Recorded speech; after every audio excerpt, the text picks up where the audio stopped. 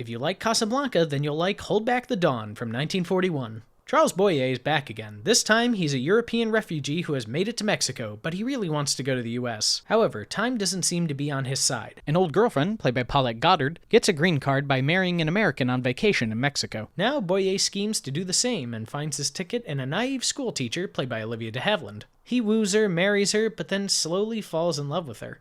It's a little outdated since certain rules have changed, but honestly, it doesn't matter too much. This movie reteamed director Mitchell Leisen with writers Billy Wilder and Charles Brackett. The trio had previously worked on one of my favorite underrated films, Midnight. This film is more of a drama, though, but it still has comedic elements, and man does it pack a punch. This is a very strong romance. The dynamic between de Havilland and Boyer is seldom seen anymore. It really leaves a lasting effect. Olivia de Havilland is one of my favorite actresses of all time, and this film was made during the peak of her career. She was never afraid to play meek characters, which I think is just as admirable as playing a strong character. You really have to open yourself up to convey so much fragility to the audience.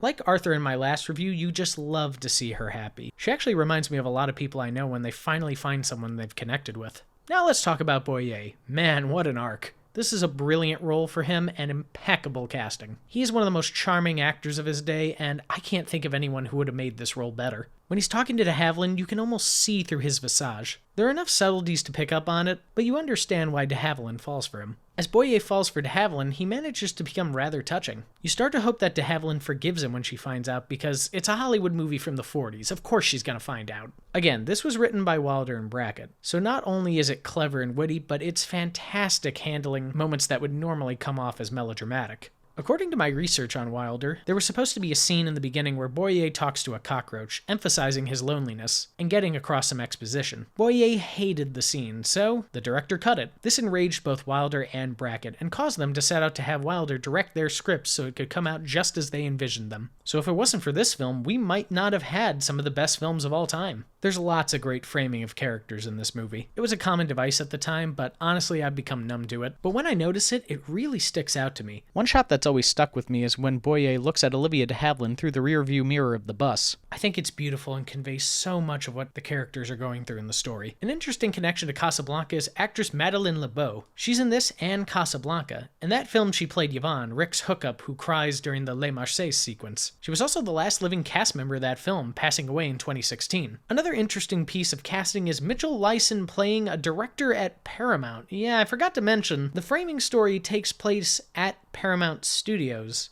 Not only that, but Leisen plays a fictional character named Dwight Saxon, but shoots an actual scene from a previous movie he made called I Wanted Wings.